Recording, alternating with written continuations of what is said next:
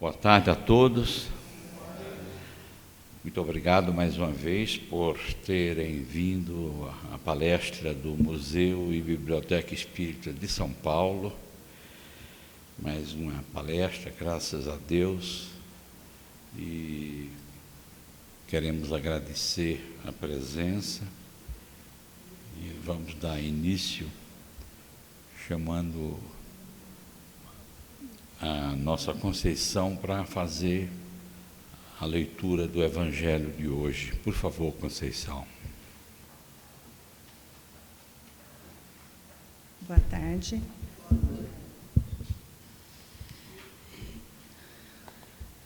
O livro Evangelho segundo o Espiritismo, capítulo 18, o item 9.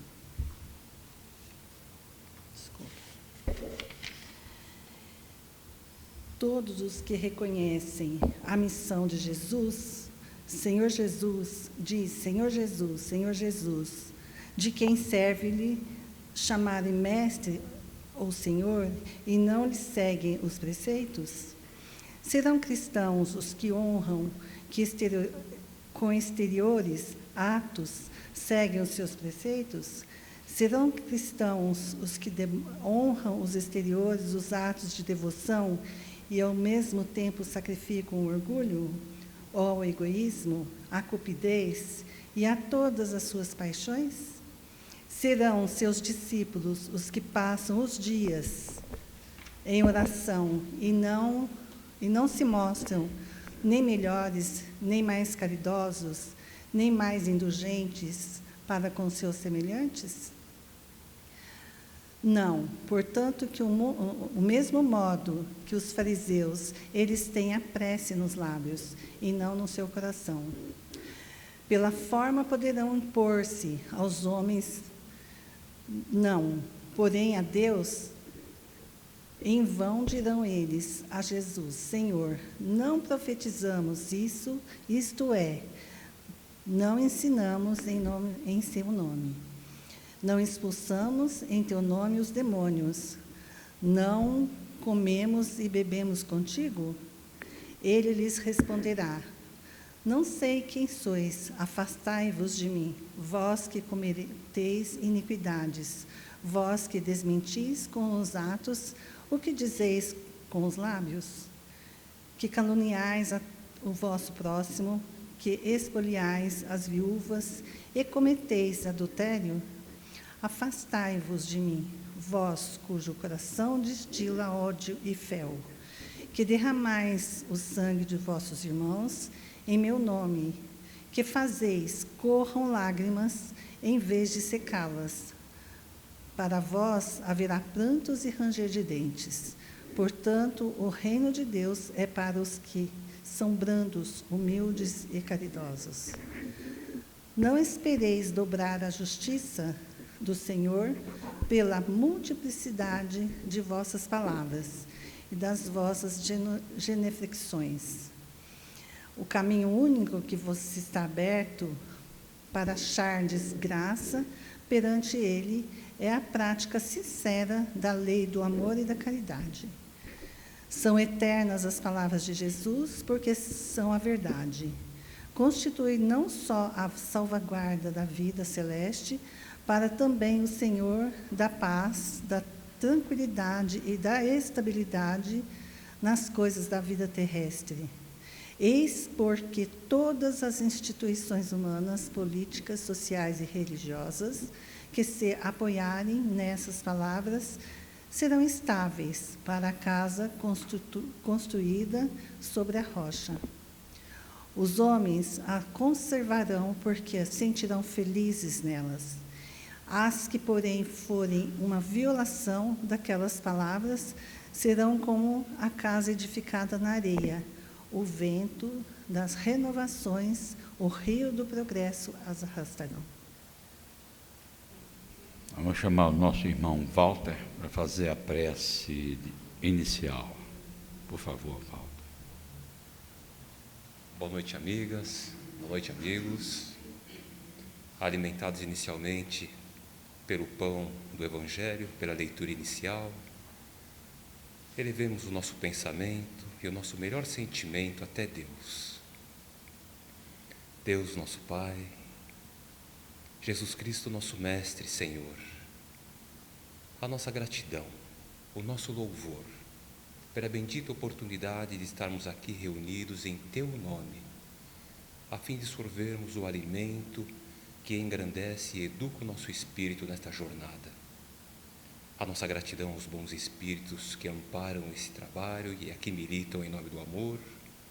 Rogamos pelo dirigente da casa, pelos seus familiares, por todos os servidores desta casa, e pedimos também, Senhor, amparo e inspiração à nossa professora palestrante de hoje, a educadora Dona Laurete Godoy, para que as suas palavras consigam atingir a todos nós.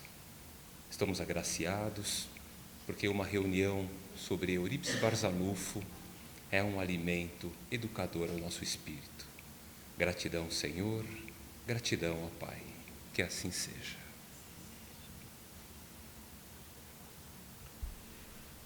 Falar um pouco da professora Laurete Godoy é sempre uma alegria. Faz um bom tempo que eu já a conheço e a admiro. Muito obrigado por aceitar o nosso convite. Laurete Godoy é pesquisadora e escritora, católica de nascimento e por herança paterna e materna. Conheceu a doutrina espírita em 1983, ano em que, pela médium Doraci Ernesto, foi operada espiritualmente pelo professor Eurípides Barzanufo. A partir daí, iniciou uma pesquisa que se estendeu por 19 anos, colhendo depoimentos de 2 pessoas que conviveram com o apóstolo de Sacramento e várias outras que, como ela, também haviam recebido benefícios de cura graças ao abençoado mestre sacramentano. Esse trabalho originou o livro Maravilhosos Encontros com Eurípides Barzanufo. 10 anos mais tarde, em 1993, uma comunicação psicofônica por meio de Dona Dulcimar Augusta de Rezende, médium de variados recursos, levou Laurete a uma vigorosa pesquisa sobre a aviação no Brasil. Ao longo de 23 anos, escreveu outros livros sobre o assunto e foi-lhe outorgado o título de membro honorário da Força Aérea Brasileira. Como embaixadora de Alberto Santos Dumont, defendeu o inventor brasileiro e conquistou o 2º lugar no concurso promovido pelo Sistema Brasileiro de Televisão, realizado em 2012, que concedeu a Francisco Cândido Xavier o título de maior brasileiro de todos os tempos. Laurete é autora também de livros sobre os Jogos Olímpicos antigos e modernos. Tem mais coisa para falar, mas senão a gente deixa, né? Laurete, por favor. Obrigada, viu? Boa noite. É uma alegria muito grande estar aqui com vocês. Eu agradeço ao querido amigo Oceano. Eu não sei se eu posso contar que certa manhã, há muitos anos atrás, tocou o telefone lá em casa, e era telefone fixo naquela época, e um senhor muito educado falou: Laurete, desculpe eu estar ligando para você, mas quem me deu o número do seu telefone foi a Igorina Cunha. Eu já sabia que era alguém muito importante, né? Aí ele falou: você me desculpe, o meu nome é Oceano. Eu falei: imagina, eu sou santista, numa manhã de sol, cair na minha sala de jantar um oceano é motivo de muita alegria. E ele estava me convidando para que assistisse, junto com o escritor Jorge Rizzini, uma primeira apresentação que ele ia fazer sobre aquele excelente documentário que ele fez sobre Eurípides Barzanufo. Bom, posto isso, já falei como conheci o oceano, e depois, muitos anos depois, eu estava nervosa, pronta para entrar na final do maior brasileiro de todos os tempos. Vem alguém da produção e falou: olha, o Oceano mandou dizer que está aí com a turma do Chico Xavier. Aí eu fui lá abraçar, e eu me lembro que nessa manhã, quando eu acordei, eu olhei e falei: Chico, me desculpe, mas hoje eu tenho que honrar o compromisso com Santos Dumont. E fui com muita alegria, porque eu entrei na aviação por causa de uma comunicação mediúnica. Então, estava tudo em família, né? Bom, posto isso, vamos à vida missionária de Eurípides Barçanufo. Quando o Oceano me passou o título, eu falei: gente, o que é um missionário? E de tudo que eu li sobre definição de missionário, eu achei que para Eurípides caberia melhor aquela definição: é alguém que recebe uma tarefa ou uma incumbência e a transforma em um motivo forte, em alguma coisa, e dá cumprimento a ela integralmente. Então, é esse o nosso Eurípides missionário. E a minha história vai começar no estado de Minas Gerais. Aquele estado que, no tempo do Império, era considerado a joia mais preciosa da coroa portuguesa, porque foi de Minas Gerais que saiu a maior quantidade de ouro e de pedras preciosas para encher os cofres dos reis de Portugal. Só que, naquele tempo do Império, eles não sabiam, não, que de Minas Gerais sairiam joias preciosas para valorizar a doutrina espírita. E quem são esses mineiros? Primeiro deles, Eurípides Barçanufo, nasceu em Sacramento. Quando ele estava com 28 anos de idade, nasceu em Paineiras um menino chamado Ismael Alonso e Alonso, que se formou em medicina, foi ser prefeito de Franca e hoje lidera uma equipe de médicos da espiritualidade que atuam em Franca promovendo curas incríveis por meio do médium João Berbel. Quando Eurípides estava com 30 anos, nasceu em Pedro Leopoldo Francisco Cândido Xavier. Então, de Minas, esses três, eu homenageio todos os demais médiuns espíritas de Minas e do Brasil.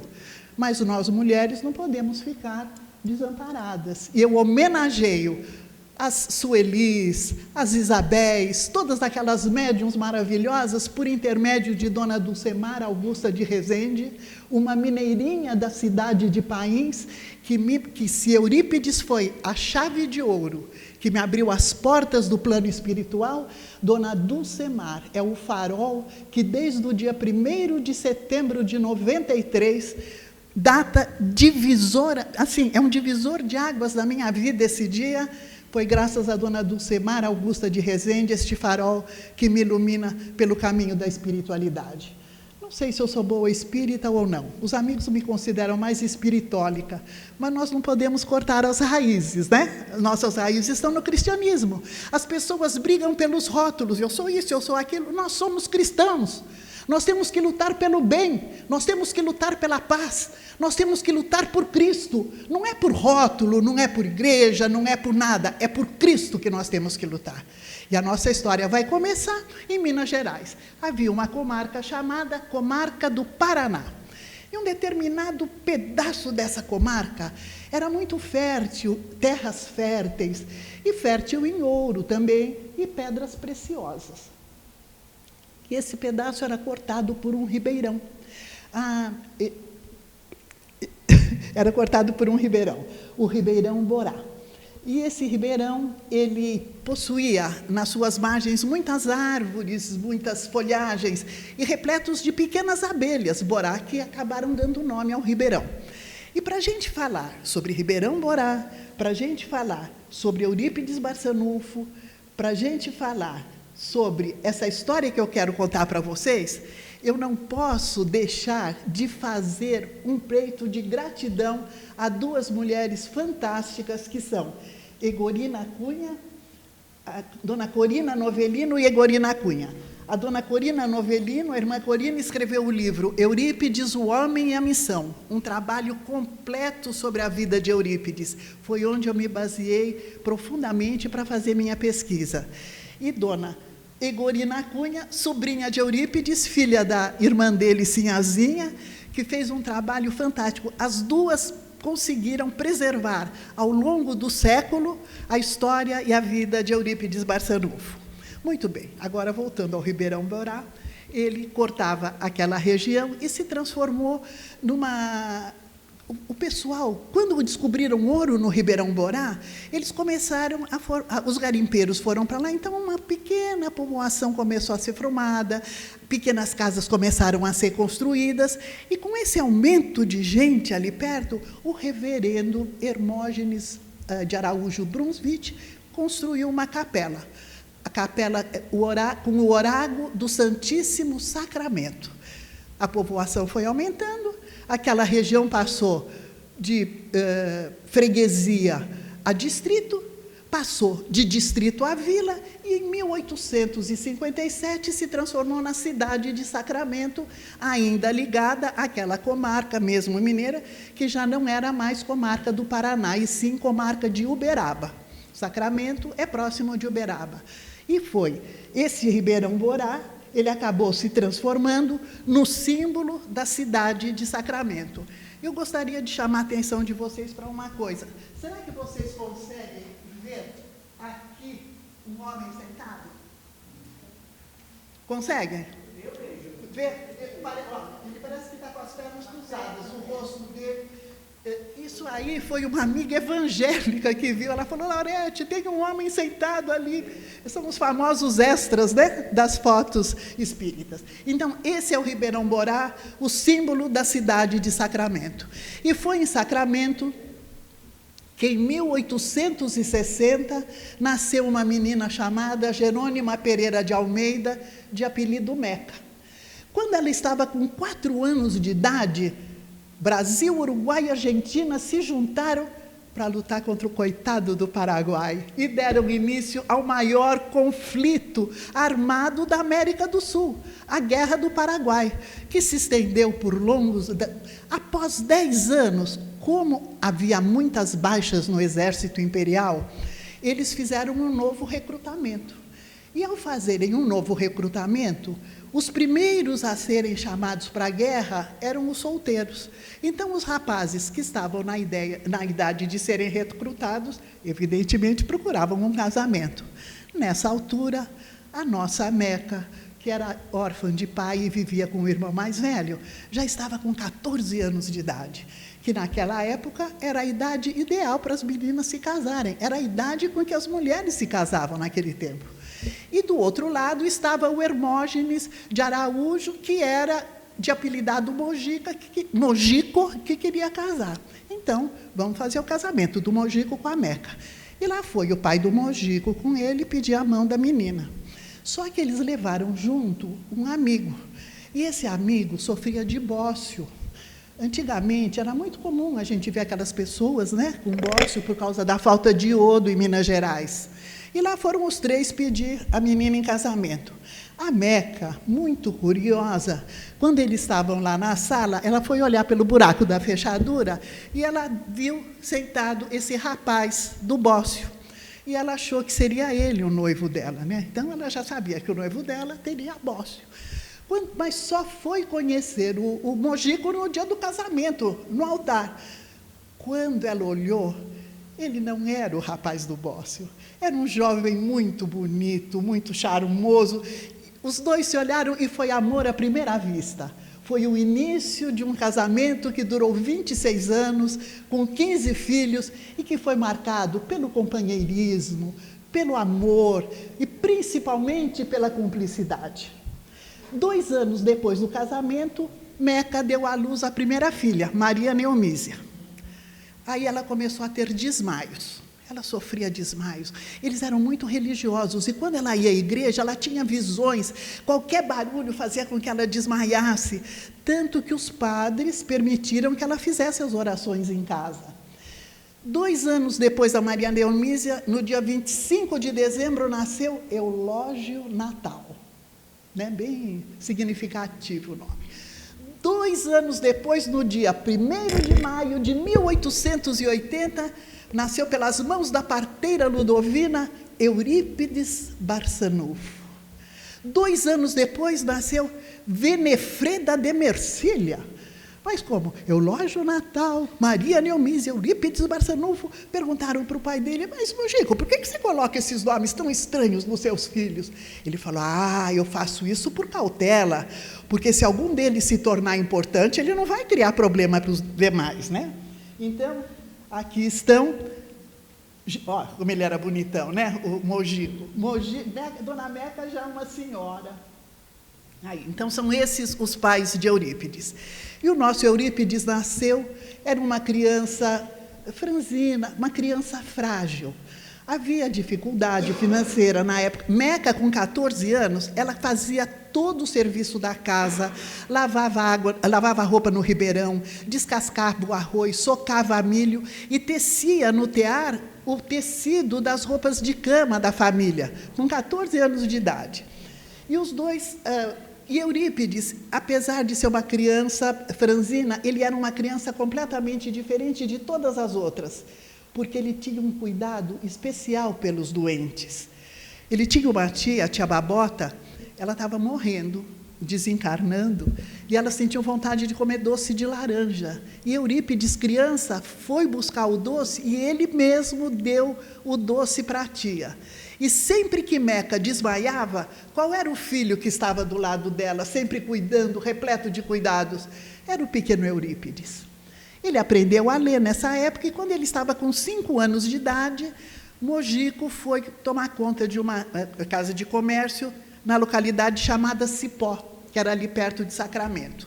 E a família foi para lá. E naquela época, os meninos, as crianças usavam uma camisolinha de algodão. Era compridinha, consta que tinha um bolsinho onde eles colocavam um pedaço de couro de porco, que as crianças, para tapearem a fome, iam mastigando durante o dia. E Eurípides usava essa roupinha. Só que lá em Cipó, ele ajudava o pai no balcão da loja, ele ajudava algum viajante que chegasse, e de todos esses pequenos serviços que ele fazia, ele ganhava um dinheirinho que ele guardava numa meia. E com esse dinheiro, ele mandou a camisolinha embora, comprou a primeira calça que ele vestiu, e o que sobrou, ele deu para a mãe e falou: mamãe, para a senhora guardar para quando faltar pão em casa, viu? Com 5 aninhos de idade. Lá eles ficaram até 1889. Eurípides estava com 9 anos, porque o Rio Grande, ele provocava doenças também. Ele provocou beriberi em Mojico, caracterizado por anemia, por muitas dores, e a Eurípides adquiriu uma leita. Então, eles voltaram para Sacramento. E voltaram em muito boa hora. Dona Meca continuava com os desmaios e tendo filho a cada 2 anos, porque ela teve 15 filhos, 8 homens, 7 mulheres. 8 mulheres e 7 homens. Aí, o que aconteceu? Quando eles chegaram em Sacramento, receberam a visita de um casal do Rio de Janeiro. O doutor Onofre Ribeiro era médico e ele levou livros assim, aqueles compêndios de medicina, imagina o que devia ser, né, enorme. E Eurípides, com 9 anos de idade, ficava folheando os livros, lendo.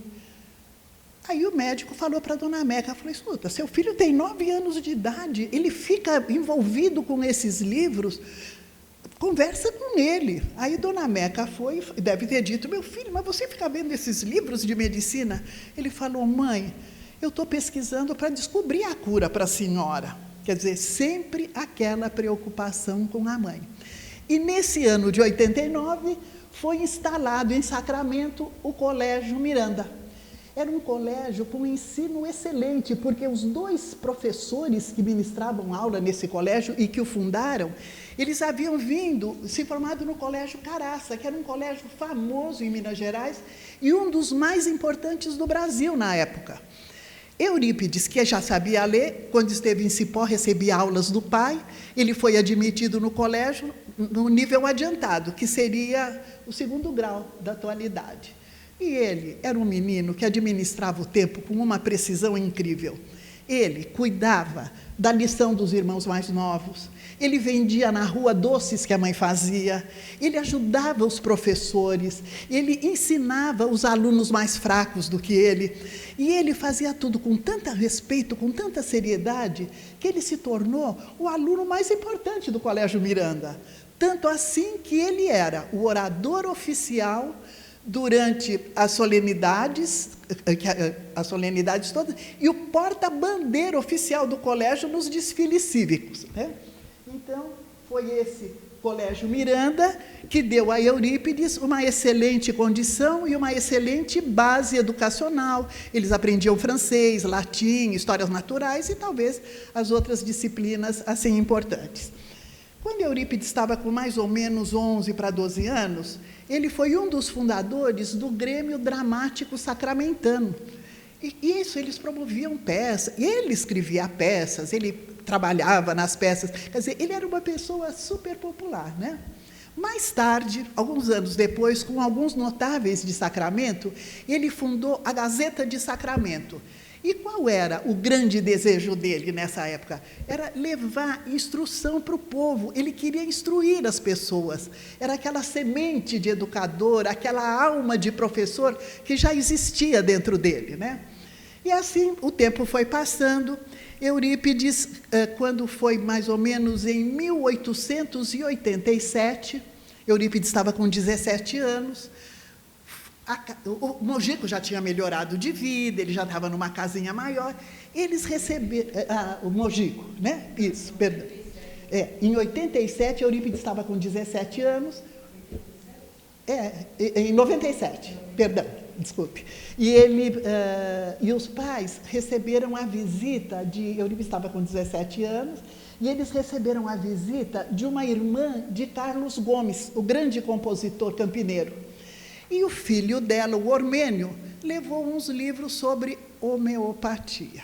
Adivinha o que aconteceu com Eurípides quando ele viu os livros de homeopatia? Começou a estudar, a ler, porque ele queria encontrar realmente a cura da mãe. E se apaixonou pela homeopatia. Então, o que ele fez? Estudou,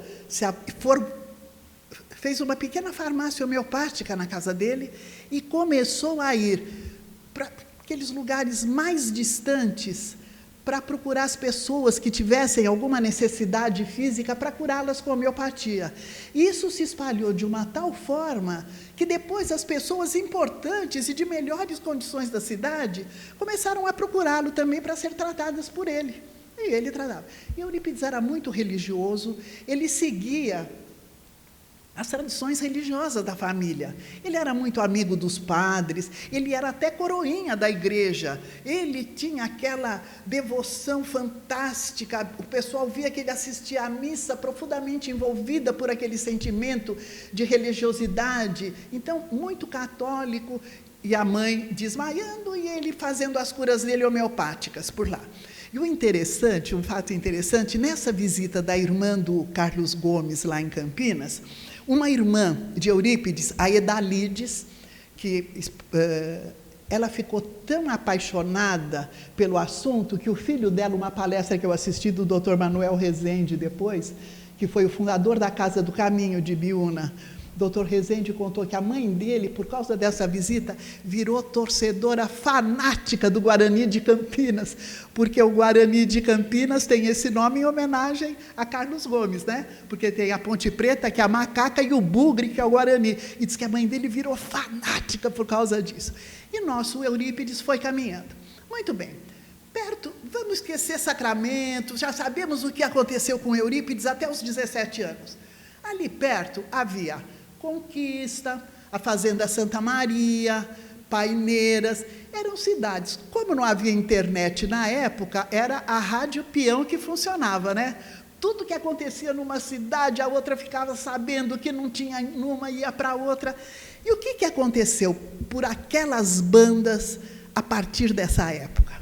Havia um coronel, José Cesário, que ele fazia umas reuniões espíritas lá em Uberaba. E quem frequentava essas reuniões era um senhor espanhol de Andaluzia chamado Frederico Peiró. Ele ficou tão encantado pelas coisas que aconteciam lá na terra dele, dentro da doutrina espírita, que ele se tornou um espírita convicto.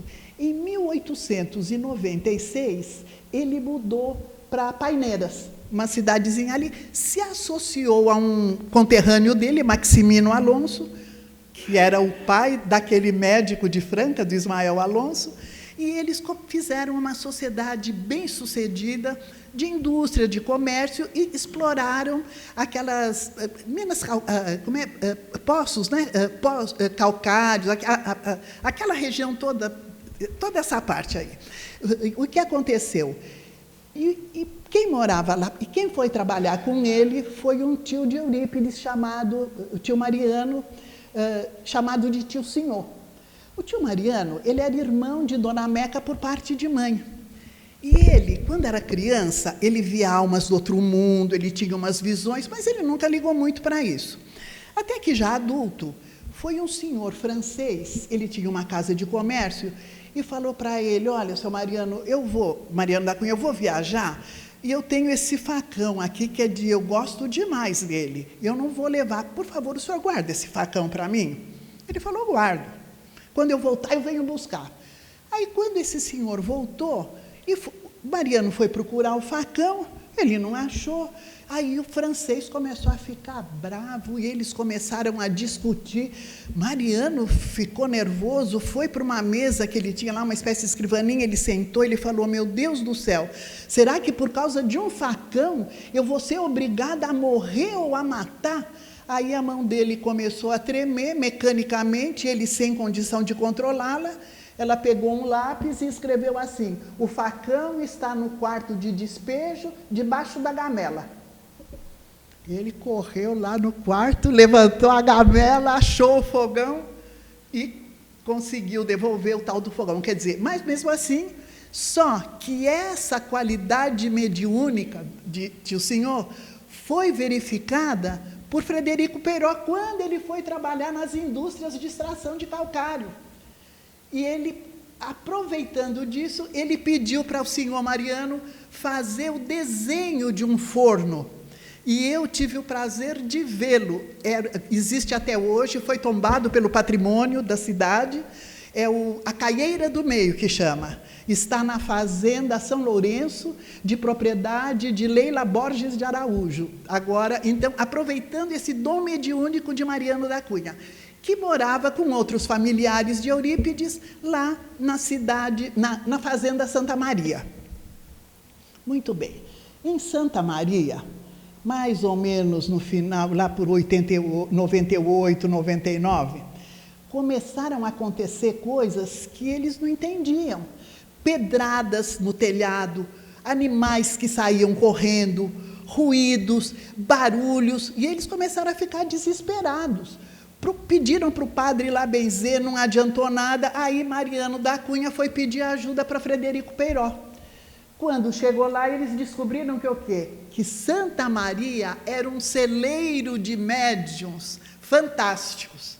Então, começaram a fazer as primeiras reuniões mediúnicas na casa dos colonos. E a notícia foi se espalhando, né? Nossa, olha, Santa Maria, nossa, aquela doutrina do demônio, porque era assim que era chamada.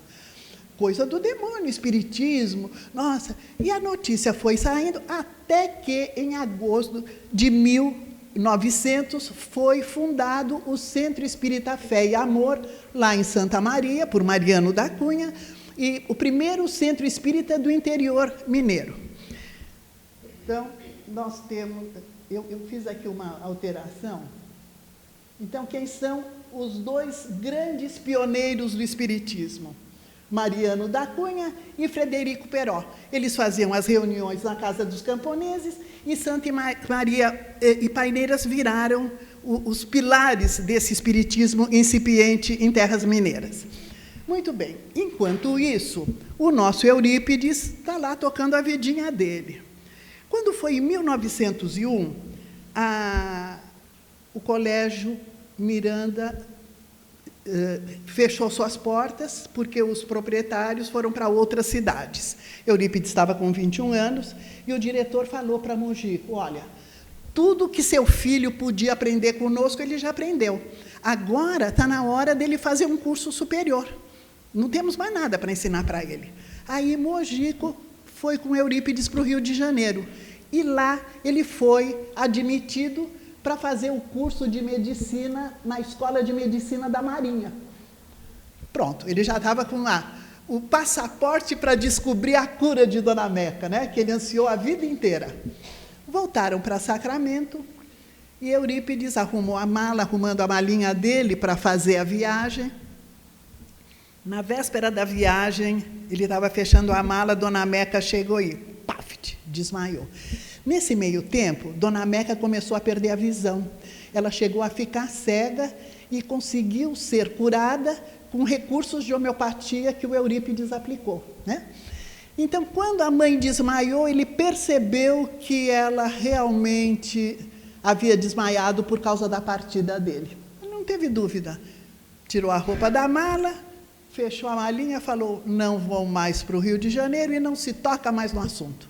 Agora, vejam vocês, ele não imaginava qual era o destino que Deus estava planejando para ele. Completamente diferente daquele da medicina, né? Ele foi um médico das almas, né? E ele desmanchou aquilo. Aí o que ele passou a fazer? Ele passou a estudar, se tornou autodidata, lia bons livros, e com uma pessoa, 2 notáveis da cidade, ele fundou o Liceu Sacramentano. E esse Liceu Sacramentano era um ensino de excelência, começou a ter ótimos alunos, e ele foi se firmando como professor nesse liceu. Então, caminhando a cidade, promovia sessões de arte, ele foi fantástico, e ele tinha muitas missões. Então, ele era professor, ele era jornalista, ele cuidava da farmácia, ele cuidava da escrituração das casas de comércio do pai, porque o pai já tinha aberto uma outra casa em Conquista também. Então, e com todo o dinheiro que ele arrecadava, ia para o trabalho de assistência social que ele fazia. Então, nós temos ele já professor, brilhante, os 2 pioneiros, só que, como ele era muito amigo dos padres, em 1903, ele encontrou o padre Teodoro, e o padre falou para ele, Eurípides, eu vou te emprestar a Bíblia. Naquele tempo, a Bíblia não era uma leitura permitida aos leigos, era só aos padres mesmo. Mas, olha, Eurípides, um professor intelectual, a mente mais brilhante de Sacramento, coroinha, amigo dos padres, não tinha perigo em emprestar a Bíblia para ele. E lá pegou o nosso Eurípides e começou pelos evangelhos. Está lendo os evangelhos. Paralelamente a isso, quando Mariano da Cunha ia para Sacramento, Eurípides falava, mãe, põe ele no meu quarto comigo, porque ele queria provocar o tio sobre o tal do espiritismo das reuniões lá de Santa Maria. Aí ele perguntava, tio, como é? E aquela doutrina do demônio? É evidente que Mariano da Cunha, uma criatura simples, um homem da roça, não tinha argumentos para dizer para Eurípides o que era a doutrina. Então, ele sempre perdia nesses debates. E nosso Eurípides continuava nesse debate com o tio. Em 1903, ele recebe a Bíblia e começa a ler. Entendeu tudo. Mas quando chegou no Sermão da Montanha, ele não entendia. Ele falou, mas como que é possível Jesus falar que os pobres de espírito terão o reino do céu? Pessoas sem eira nem beira, que vivem atormentados, como é que... Ele não entendia, ele lia, não entendia. Aí ele foi procurar o padre. Ele falou, olha, padre, eu entendi tudo que eu li aqui no Evangelho, mas o senhor pode me explicar esse negócio das bem-aventuranças? Eu não estou entendendo o raciocínio de Cristo aqui. O padre falou, filho, mistério. Na religião católica existem umas coisas que não nos compete descobrir ou entender. Aceite como verdade, mas é um mistério.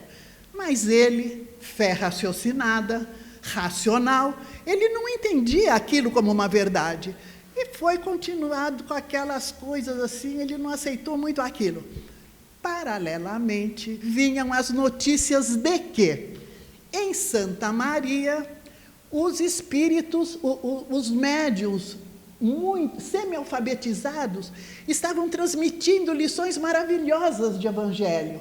Então, olha, não estou entendendo, Evangelho. E as coisas estão continuando e falando muito das reuniões de Santa Maria. Aí, quando foi um dia, o tio Senhor veio e falou para Eurípides, olha, como eu não sei explicar para você as coisas que você quer saber, eu trouxe um livro para você. E emprestou para ele o livro chamado Depois da Morte, de Leon Denis. E Eurípides começou a ler. Quando ele chegou na página 83, ele deve ter levado um susto, porque ali estava exatamente o que ele queria saber sobre o Sermão da Montanha e que o padre não lhe falou. Então, o que aconteceu? O que ele dizia? Como que o Cristo sábio e misericordioso prometia consolação a pobrezinhos sem eira nem beira? Os que foram injustiçados em todos os tempos e que não raro sucumbem à ação da revolta. Em 1903 acontece o encontro dele com Leon Denis, e no Sermão da Montanha, o que ele descobre? Os homens aprendem que só poderão conseguir a felicidade pelas virtudes modestas e ocultas, a humildade, a bondade, a caridade. Deve-se entender por essa expressão os espíritos simples e retos. Era apenas isso. Tio Senhor acordava durante a noite e via que Eurípides estava ainda acordado, lendo o livro, aquela luz frouxa do lampião. Ele leu o livro numa noite, 334 páginas. Na manhã seguinte, com o livro embaixo do braço, ele foi para o Outeiro Bela Vista, sentou embaixo do pé de copaíba, leu tudo de novo, e quando ele desceu, luzes diferentes estavam iluminando o raciocínio daquele jovem professor de Sacramento. Aí ele passou a querer o quê? Participar de uma reunião em Santa Maria. Ele tinha que ver se era verdade mesmo que aqueles homens tão incultos falavam sobre o Evangelho de Jesus. Combinou na surdina com um amigo dele, o José Martins. Na sexta-feira da Paixão de 1904, ele possuía um cavalo branco chamado Rousseau. E diz que todo sábado ele ia lavar o Rousseau lá na Chácara Triângulo, onde morava a avó dele, e para o cavalo ficar mais bonito, ele fazia uma rinçagem com anil e água, e punha no cavalo. Quando a Igorina me contou isso, eu falei, Igorina, eu levei o livro para ela ver, e Eurípides saía orgulhoso com o seu cavalo. Ela falou, Laurete, não, orgulhoso não, porque um espírita não pode ser orgulhoso. Ele saía alegre. E outro dia eu vou confessar para vocês, o meu cabelo estava ficando amarelado, eu usei a receita do seu Eurípides, e deu certo, um pouquinho certo, o cavalinho Rousseau, né? Bom, então lá foi Eurípides para Santa Maria. Eu fiquei tão feliz quando eu consegui com um amigo meu descobrir que dia era esse, que dia era, que sexta-feira santa era essa. Era o dia 1º de abril de 1904. Lá foi ele e o amigo, chegaram, acho que era num salãozinho humilde, mas a sessão havia começado, mas havia 2 lugares vagos, parece que à espera deles, né? Eles sentaram e quando Eurípides viu que quem estava dando passividade era o Aristides, um colono muito bom, homem muito honrado, mas profundamente analfabeto, diziam que não conseguia fazer um ó com a boca de um copo. Eurípides, quando o viu lá, fechou os olhos e numa prece silenciosa e fervorosa ele pediu, se é verdade que os espíritos conseguem se comunicar com os homens, eu rogo, olha o atrevimento, ao espírito de João Evangelista, que elucide-me sobre o Sermão das Montanhas por meio do Aristides.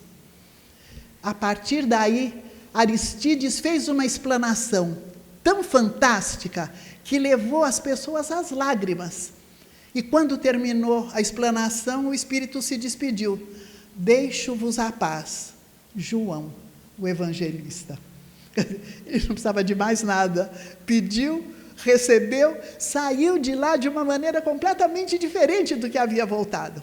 E foi para Sacramento. Nessa altura, ele já estava se afastando da igreja, ele já estava lendo aquelas coisas que tio Senhor levava sempre, notícias do Rio de Janeiro, notícias de São Paulo, ele já estava se envolvendo com as notícias da doutrina espírita. A família já começou a estranhar, os amigos, o pessoal sabendo que o negócio lá já não estava muito bom, olhando meio enviesado, mas ele queria uma segunda reunião lá no... Então, vamos lá. Onde que ele foi? No Centro Espírita Fé e Amor. Olha que lugar mais lindo, mais humilde. a primeira reunião dele. Foi no dia 1º de abril de 1904. No dia da mentira, ele descobriu a verdade da vida dele, né? Aí, mas ele ansiava por uma segunda reunião. E quando ela aconteceu, quando ele chegou, era tio Senhor que estava, por meio de tio Senhor veio, primeiro, Adolfo Bezerra de Menezes. Gente, essa fotografia, isso aí é um quadro em tamanho natural do Dr. Bezerra, que está na vice-presidência da Câmara Municipal do Rio de Janeiro, porque houve um período da vida do Dr. Bezerra em que ele foi presidente da Câmara, e como não havia prefeito na época, quem administrava a cidade era o presidente da Câmara. Então, ele foi como um prefeito do Rio de Janeiro. E essa foto foi a colônia portuguesa da corte que mandou o maior pintor da época fazer, Dr. Bezerra, com o fardão de intendente. Bezerra falou para ele: Eurípides, você tem mediunidade curadora, entre aqui na corrente e ajude a curar. Ele não sabia o que fazer, mas obedeceu, entrou, ficou rezando fervorosamente. Depois de Eurípides, depois do Dr. Bezerra, veio Vicente de Paulo. Ele ajudava na Irmandade São Vicente de Paulo, era secretário lá, que era ligado à igreja, né?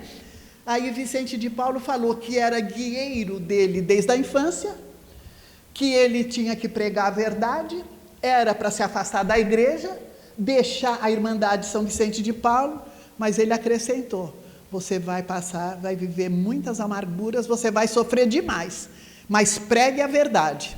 Aí Eurípides voltou para Sacramento, profundamente correto. A primeira coisa que ele fez foi à igreja e falou para os padres: olha, agora eu vou abraçar a doutrina espírita, eu não venho mais à igreja. O padre Teodoro Maia, aquele que deu a Bíblia para ele, enlouqueceu, porque ele falou: por minha causa aconteceu tudo isso. Ele literalmente enlouqueceu. Ele começou a ser xingado na rua. Mas ele passou por uma rua de amargura verdadeiramente. O que os pais católicos fizeram? Retiraram os alunos do colégio sacramentano, professores, colegas dele que eram católicos, abandonaram a escola. A empresa retiraram os móveis e os proprietários pediram a devolução do imóvel. Ele entrou em desespero. E o que aconteceu? Ele ia para o campo, ele chorava, ele entrou em desespero porque a grande paixão dele era a escola, era a educação. E um dia, no auge desse desespero, aconteceu um fato que foi muito marcante na vida dele e que em 1963 foi mencionado numa psicografia de Chico Xavier. Diz que Eurípides, nesse desespero, ele se viu numa rápida volitação prodigiosa. Ele chegou a lugares assim, lá na alta espiritualidade, um lugar muito bonito, e ele viu um homem sentado, provavelmente num banco, e uma ordem mental para ele se aproximando. E quando ele chegou, era Jesus. E Jesus estava chorando. E ele falou: mestre, mas por que o senhor chora? É por causa dos descrentes do mundo? E Jesus falou: não, meu filho, os descrentes merecem o nosso amor. Eu choro por aqueles que conhecem o meu evangelho e que não o cumprem. Essa foi uma das o primeiro grande acontecimento dele, esse encontro dele com Jesus. Aí Eurípides voltou, né? E começou o desenvolvimento mediúnico dele. Agora eu vou pedir licença para vocês, para fazer um parênteses nessa história. No dia 18 de junho de 2014, numa reunião que eu participei em Santa Fé do Sul, na Casa Beneficente André Luiz, por meio da psicofonia de Dona Dulcimar Augusta Rezende, que eu gravei, eu faço questão, porque eu acho que Oceano, ela tem tudo a ver com o que está sendo dito agora sobre Eurípides.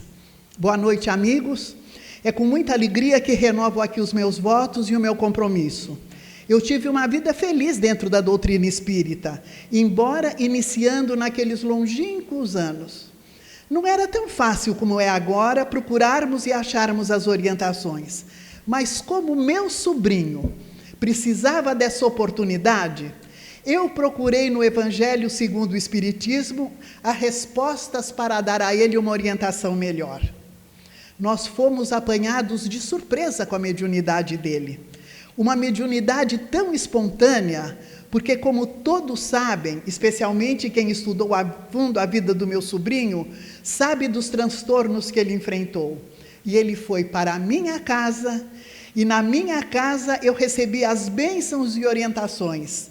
E mesmo na humildade, com pouco conhecimento, eu pude fazer do meu sobrinho um grande espírita, um espírita renomado, que deixou um legado muito grande para os seguidores da doutrina.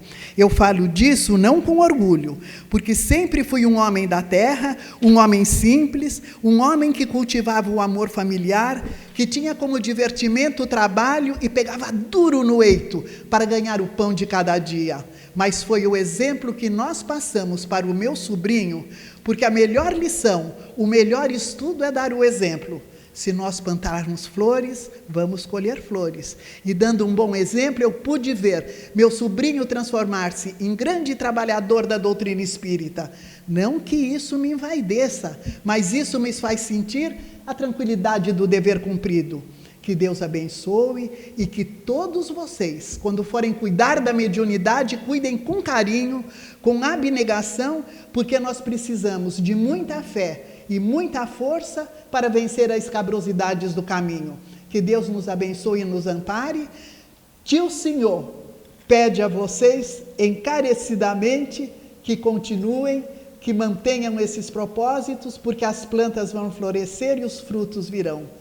Boa noite, irmãos. Então, vejam vocês, por esta mensagem de que o Senhor, o que ele falou, Eurípides foi para a casa dele, e com o Evangelho, ele conseguiu levar Eurípides a aprender sobre a doutrina. Aí Eurípides era educador. Tudo aquilo que ele fazia, ele não tinha assim muita importância para ele, ele queria educar. Então, alguns pais de alunos pediram e ele abriu novamente um liceu sacramentano, pôs novamente o nome de liceu sacramentano, só que ele colocou obrigatório no programa o estudo da doutrina espírita. Novamente os pais ficaram revoltados, tiraram os filhos de lá e ele entrou em desespero. E um dia, na sala de aula, desesperado, chorando, naquela coisa horrorosa de sentimento, de angústia, ele começou, os canais intuitivos dele davam um nome da autoespiritualidade. De repente a mão dele pegou um lápis e mecanicamente ele recebeu uma mensagem. E a mensagem dizia para ele mudar o nome do colégio, para Colégio Allan Kardec, para que na quarta-feira ele ensine o Evangelho do meu filho, institua no programa cursos de astronomia, e eu acobertarei o colégio com o manto do meu amor. Maria, a serva de Jesus. Ele recebeu, imagina, encontrou Jesus, recebeu a mensagem da mãe de Jesus. Aí foi o que ele fez. Mojico já estava progredindo, já estava numa casa maior, tudo isso. Eurípides começou as primeiras reuniões ali na casa do pai dele, as coisas começaram a progredir, a acontecer. E ele, então, isso já estamos mais ou menos no ano de 1905, os amigos para ele, Eurípides, você tem que entrar para a política. E ele não queria, mas o pai insistiu, os amigos, então ele se candidatou e foi eleito vereador. Um primeiro mandato, em 1905, e ele foi reeleito para um segundo mandato depois. Então, com a Maria, a Casa Mojico, olha, você que já é um comércio, ele vendia tudo a preço fixo, já é uma coisa assim mais interessante, né? Aí o que Eurípides fez, seguindo o que foi dito por Maria, começou a preparar os planos do colégio Allan Kardec e, em janeiro de 1907, foi inaugurado o colégio Allan Kardec. Mas por que a Chácara Triângulo está aqui? Ela não pediu para estudar astronomia? Então ele ganhou um binóculo, ele comprou um binóculo, uma cartilha do astrônomo Camille Flammarion, ele levava os alunos para a Chácara Triângulo, onde morava a avó dele, e lá ele dava aulas de botânica e aulas de astronomia e de botânica. Muito bem, e o Colégio Allan Kardec deu início à maior maior movimento educacional da cidade. Um programa de ensino maravilhoso. Diariamente ele dava aulas de ginástica respiratória. Eu fiquei muito feliz, porque eu sou professora de educação física, né? Então veja que ele valorizava as atividades físicas, e o colégio foi crescendo.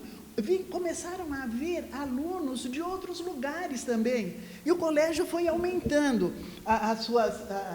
Ali uma fotografia dele em 1913, olha lá, olha ele bonitinho aqui, está vendo? Os alunos. E esse colégio foi aumentando, a população estudantil, né, foi aumentando. Só que vocês imaginam, os padres e os médicos começaram a ficar preocupados, né? Porque o colégio indo de vento em popa, Eurípides fazendo cura. Gente, vinha cartas do Brasil inteiro pedindo ajuda para ele. Ele lia a carta, ele receitava, preparava o remédio e mandava. Uma senhora que conviveu com ele, ela falou que quando alguém ia chegar na farmácia para levar o pedido, ele já estava com o remédio pronto e falava, olha, pode levar, é isso aqui.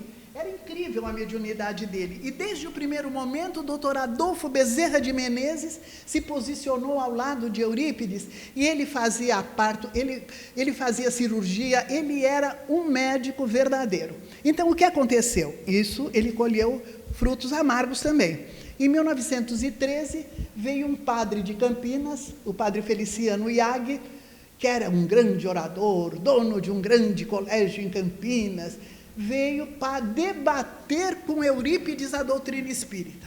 Eles lavraram o termo e na Praça da Matriz ocorreu o debate entre os dois. Bom, Eurípides engoliu o padre, né? Tanto que o povo queria carregá-lo em triunfo, ele não deixou, e no dia seguinte ninguém mais ouviu falar no padre, foi embora para Campinas no maior silêncio. Vitória de Eurípides e da doutrina. Havia um médico, Eurípides escrevia num jornal de Santa Maria chamado Alavanca. E um médico, ele retrucava tudo que Eurípides escrevia no jornal Lavoura e Comércio. Aí um dia, em 1917, esse médico pediu para o governo de Minas que ele tomasse sérias providências contra o colégio, a farmácia e Eurípides. E o negócio foi ficando meio sério, foi instaurado um inquérito policial por prática ilegal de medicina, que ele era curandeiro. Aí o que aconteceu? Ele foi para o interrogatório, levou as testemunhas de defesa e não mentiu. Ele falou, não, eu faço parto, eu faço cirurgia, mas não, a minha mediunidade é usada por doutor Adolfo Bezerra de Menezes. Não houve mentira. Mas a coisa foi se tornando tão séria, e ele foi ficando tão preocupado com isso, que por 2 vezes ele foi avisado de que ele corria o risco de ser assassinado. E uma vez, ele estava no auge do desespero, pensando nesse processo, o plano espiritual começou a mostrar quadros luminosos onde diziam, não se preocupe, a vitória é nossa, nós venceremos. Mas o grande momento aconteceu numa madrugada, porque perto do quartinho dele havia um caramanchão de jasmineiro, que exalava aquele perfume, né, delicioso. Eurípides entrou no quarto, assim, emocionado, e comentou com a secretária dele, Dona Amália, e esse fato foi confirmado posteriormente por Dona Meca. O jasmineiro, o caramanchão ficou iluminado, e quem estava lá? Jesus. Falou para ele, não se preocupe, Deus está conosco, a vitória será nossa. Então, isso o deixou para o segundo encontro dele, né? E com isso, os alunos aumentando, ele resolveu ampliar o colégio. Mas quando ele começou a reforma, ele já começou a falar do próximo desencarne dele. Aí o pessoal já começou a ficar meio triste. E o que aconteceu? A gripe espanhola, que chegou no Brasil, bateu em vários lugares e chegou em Sacramento. Ele, mesmo com febre, mesmo doente, ele continuou o trabalho, ele continuou fazendo remédio, continuou no aviamento das receitas, até que num dia a Dona Meca não aguentou e ela falou, filho, você tem que ir para a cama que você está com muita febre. Mesmo na cama ele continuou trabalhando, Aí, quando ele percebeu que o fim estava meio próximo, ele chamou a mãe, ele falou: mãe, se não for possível, não pode fechar a farmácia, mas, por favor, não feche a minha escola. No dia 1º de novembro de 1918, às 5 horas da manhã, Dr. Bezerra apareceu para a dona Meca e falou: seu filho está partindo, vá se despedir dele. E ela foi, e no dia 1º de novembro de 1918, o nosso Eurípides faleceu.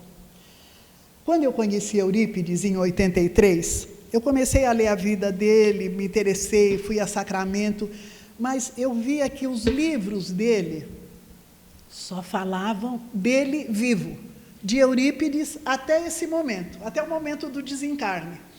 Aí eu falei: gente, eu convivi com pessoas que, como eu, haviam recebido o benefício de cura graças a ele. Eu falei: ele continua fazendo a mesma coisa do lado de lá. E foi quando eu comecei a fazer esse trabalho de pesquisa.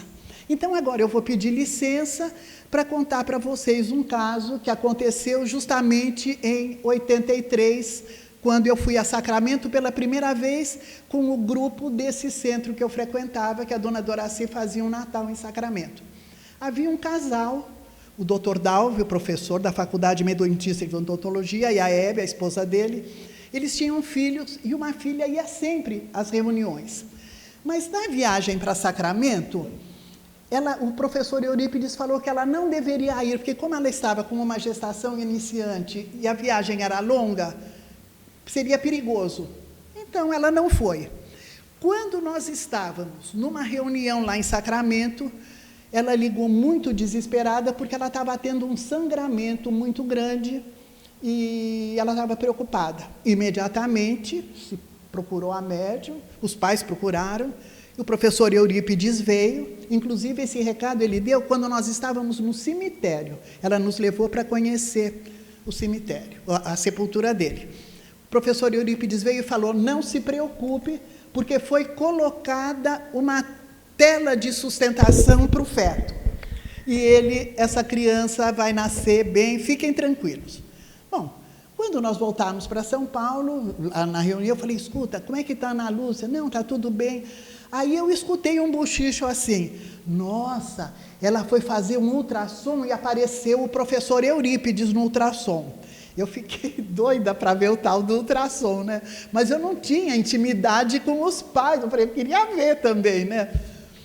Passados os anos, quando eu resolvi fazer o livro, eu procurei todas essas pessoas, e esse foi um fato que marcou muito, porque eu lembro que quando nós estávamos para sair de lá, o professor Eurípides falou para nós assim: olhem ao redor de vocês e guardem bem essa paisagem. Todo mundo, ó, cemitério, né? Ele falou: essa paisagem tem um nome, amanhã. Todo mundo saiu, ó, meio tremendinho. Amanhã, claro, é para lá mesmo, né? Aí, quando eu fui fazer o livro, Maravilhosos Encontros, eu procurei a Hebe, e eu me lembro que quando eu deitava na maca para ser operada pelo professor Eurípides, havia uma lâmpada azul no salão, que ela projetava a figura era o rosto de Jesus que ela projetava na parede. E isso chamava a atenção de todos. E eu comentei com a Hebe, eu falei: Hebe, eu não consigo esquecer aquela lâmpada azul que projetava a figura de Jesus. Ela falou: o Dalvio tirou uma fotografia, eu vou mandar para você. Que bom. Eu falei: que bom. Só que junto com essa foto, ela mandou o ultrassom, que eu vou mostrar para vocês agora. Olha, dá para ver? Olha, o bigode, o topete, olha, olha, a manga do paletó. Vocês conseguem ver? É ou não? Olha, paletó, gravata, bigode e o inconfundível topete. É incrível, né? Deu para ver? Olha o bigode, eu fico impressionado aqui com o bigode. Bom, então vocês viram, e o menino cresceu, ele é maravilhoso. Você não consegue ver? Não? Não? E vocês não sabem, a primeira vez que nós fomos para Sacramento, lá no Colégio Allan Kardec, materializava na parede rostos. Olha, foi uma coisa extraordinária. Bom, então essa é a...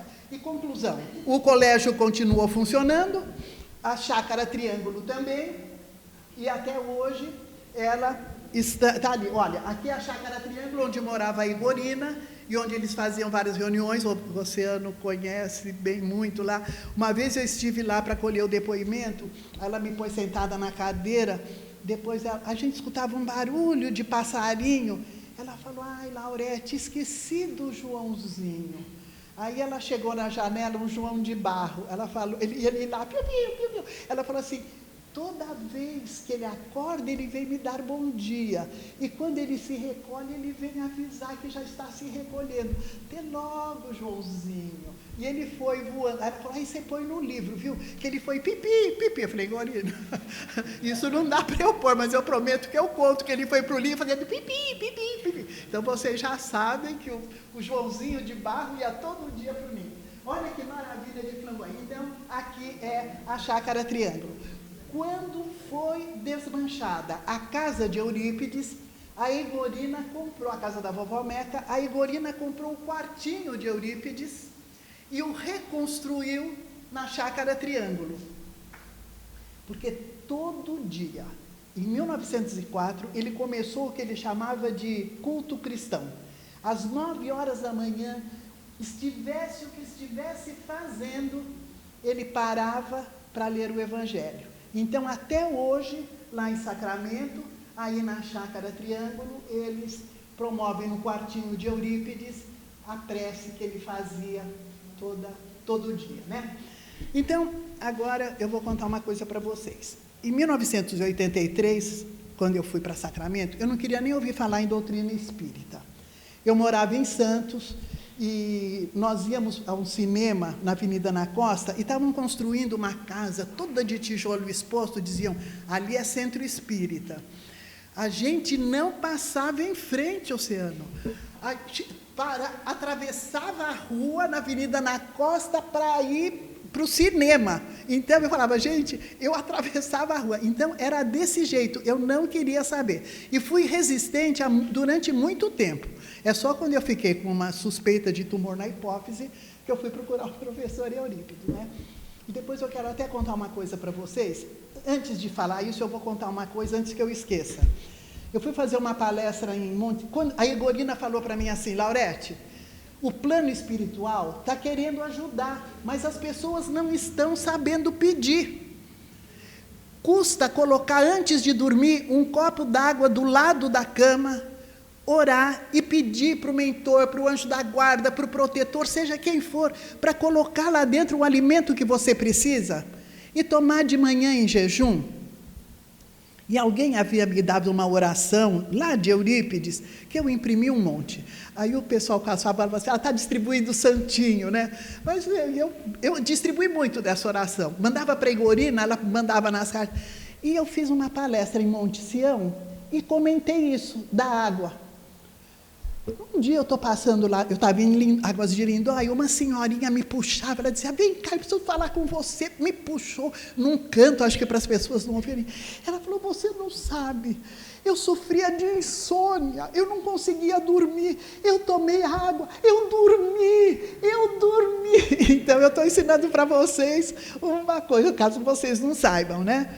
Da Igorina. Mas quando eu fui para Sacramento a primeira vez, em 83, dezembro de 83, eu estava assim: será que eu vou virar espírita? Ou continuo católica? Eu estava naquela dúvida. Eurípides queria João Evangelista, né? Mas eu falei: professor, lá no centro, eu falei: por favor, se eu tiver que seguir a doutrina, me dê um sinal.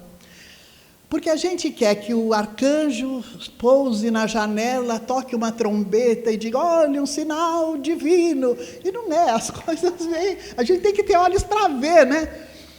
Nessa época, gente, a minha vida era pesquisar Jogos Olímpicos. A partir de 76, eu mergulhei num trabalho de pesquisa violento, e eu trabalhava. Então eu só tinha sábado, domingo, feriado, Natal, Carnaval. Minha vida era Jogos Olímpicos. Nem namorar eu namorava. O namorado de Brasília disse, não, pelo amor de Deus, eu queria pesquisar. E fiz esse pedido para Eurípides. Eu gostaria de saber que o senhor me desse um sinal se eu devo entrar na doutrina. Vocês estão sabendo da minha ligação com a doutrina, com o olimpismo. No meio da viagem, o doutor Dalvio, esse dentista, pai daquela menina, né, que apareceu no ultrassom, ele começou a ler umas poesias que ele fez por inspiração de Alta de Souza. Aí ele leu uma poesia. Gente, não lembro nada do que foi dito. Eu só me lembro de uma estrofe.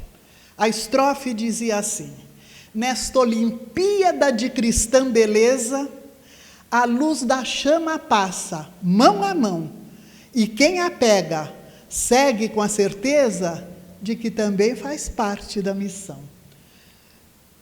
Aí, quando nós paramos em Ribeirão Preto, eu procurei o doutor Dalvio e falei, doutor Dalvio, quantas poesias espíritas o senhor conhece?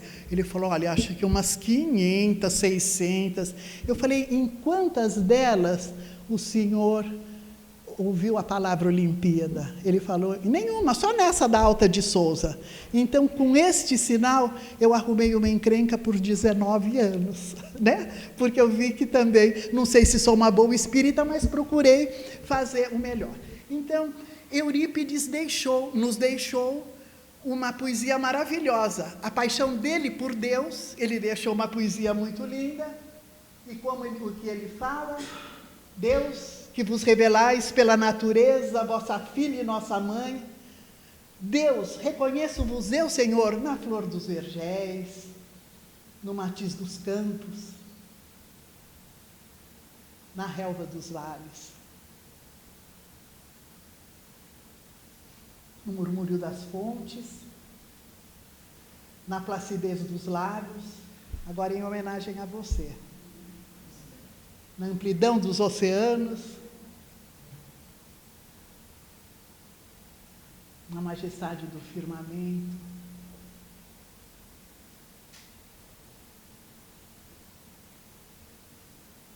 e se ele reconheço-vos eu, Senhor, eu agradeço-vos eu, Senhor, pela oportunidade de ter conhecido e poder divulgar a história de Eurípides Barçanufo, apóstolo de sagramento que, em nome do teu evangelho, desfraldou a bandeira da doutrina espírita com fé, obediência e muito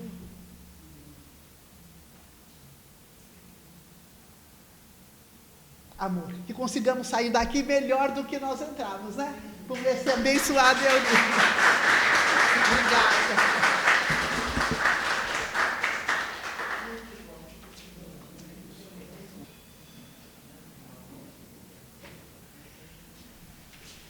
Obrigado, querida amiga, pela maravilha de palestra sobre Eurípides Barçanufo. Antes da gente fazer a fila para o passe, e depois o tradicional cafezinho com bolo, né? A próxima palestra será no dia 4 de maio, com o Orlando Noronha, que já esteve aqui. A palestra será como superar a dor da perda da pessoa amada. Então, às 5 horas da tarde, como sempre, como são nossas palestras. Agora eu vou pedir a Mônica fazer a prece, encerramento, para que a gente depois nos preparemos para o passe, e as médias que irão aplicar o passe, se quiserem, em seguida, depois da prece da Mônica, já se preparar na sala.